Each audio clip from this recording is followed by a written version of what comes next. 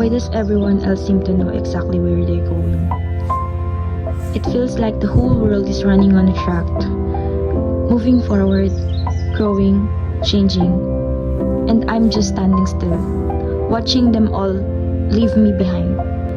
I look at them and I panic. What is wrong with me? Why can't I just pick a direction and go? Everyone keeps asking, what's next? But I don't even know what now is. Sometimes, I stare at the ceiling and ask, what was I made for?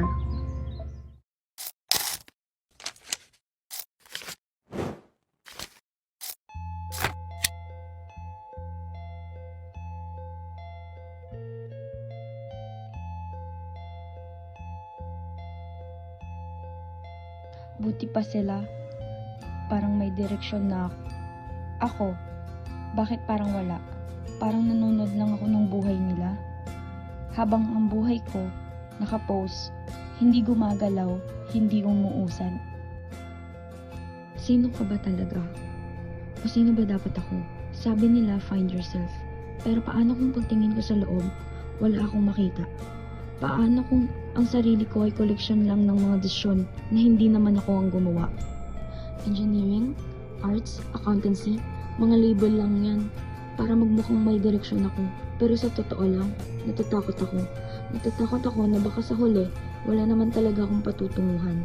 Na nabubuhay lang ako para punan ng script na isinulat ng iba.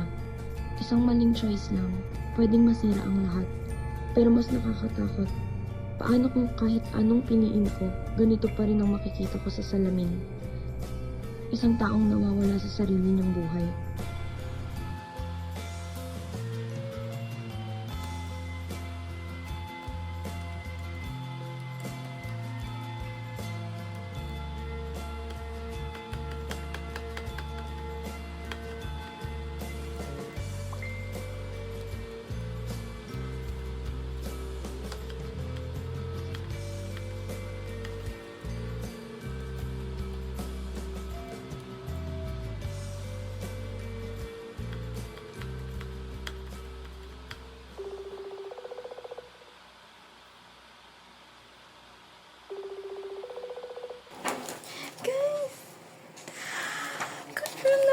CPA in the making na ako. 5 years from now, nasa Singapore na ako. And clear na ang path ko.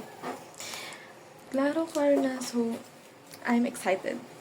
Ako naman, arts pinili ko eh. Sabi ni mama, wala namang pera dun. Pero sabi ko, choice ko naman yun eh. At least, sinunod ko talaga kung anong gusto ko. Nursing na lang sa akin. Safe choice pa. At least hindi ko naisipin kung anong purpose ko sa buhay. Diba?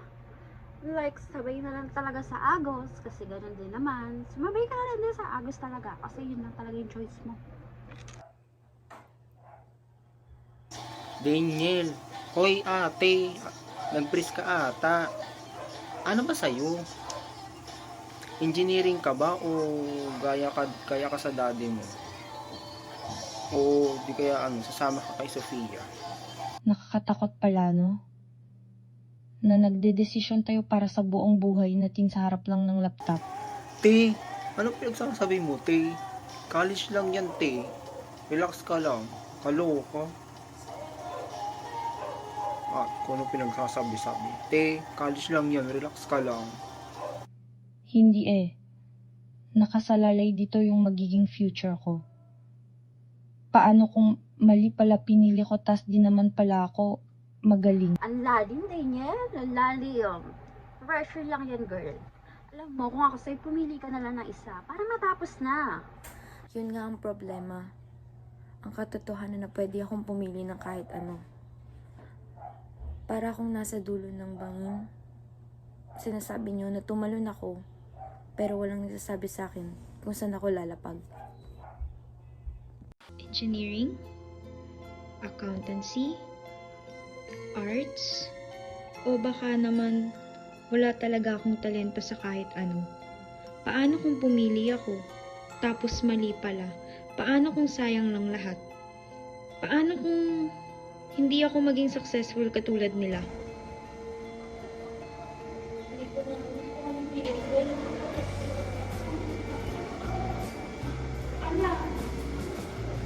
Ang ginagawa mo dyan?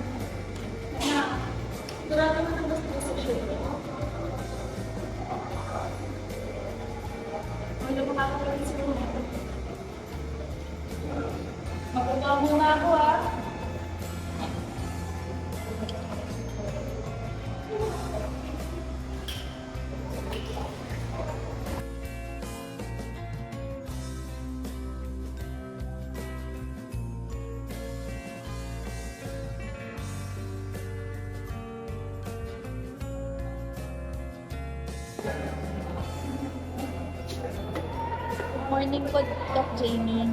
Nako, Daniel. Jamie na lang o kaya naman Ate Jamie. Hindi naman ako magbibigay ng diagnosis sa'yo. Akala ko po professional. Yun po kasi yung sinabi sa akin. Akala ko rin po may ibibigay po kayo na test para malaman kung anong gusto ko na kurso na kuhanin. May mga doktor na gumagawa nun. Pero ang focus natin dito is existential therapy. Nandito ako para tulungan ka at samahan ka kung bakit may nararamdaman. Kasi po, yung mga friends ko po, parang alam na po nila yung magagawin nila. Sigurado na po sila sa mga pinipili nila. Pero pagdating na po sa akin, parang wala po. Hindi ko po alam. Siguro tamad lang po ako. Alam mo ba, yung taong tamad ay tuloy sa kakaisip kung ano ba talaga yung para sa akin. Daniel, hindi ko tayo. Ano ba Ano po yun? Alam mo ba yung feeling na nakatayo ka sa malalim na hangin? Pero hindi ka natatakot malaglag ako. Natatakot ka sa malamig. Yung takot na nararamdaman mo, ay maraming choices na nakalagay sa isip mo. Yun po. Eksakto yung nararamdaman.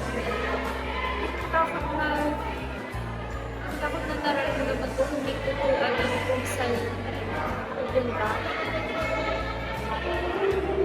Kaya yung pag-uusapan natin dito. Nandito ako para i-guide ka, tulungan ka sa kung ano ba yung bumabagabag sa isipan mo. Handa ka bang pag-usapan natin yung mga ito? Sige po, try natin. Ito ang dapat mong gawin, sigurado sa pag-ibig. Paano mo masispas? Pero baka wala ka naman talagang mararating, tumigil ka na lang. Tumigil ka na lang, wala akong mararating. Wala akong mararating, tumigil ka na. Tumigil ka na lang. Wala akong mararating. Tama na! Tama na! Tumigil na kayo!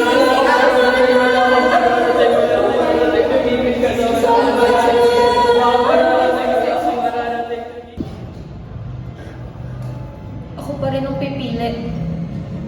Ako pa rin ang magdedesisyon para sa sarili ko. Kamusta ka naman, Daniel? Maayos naman po. Walang kasiguraduhang may tamang choice. Pero, may choice po ako. At ikaw yung may responsibilidad doon. Dahil yung sagot ay nasa sa'yo rin naman sa iyo.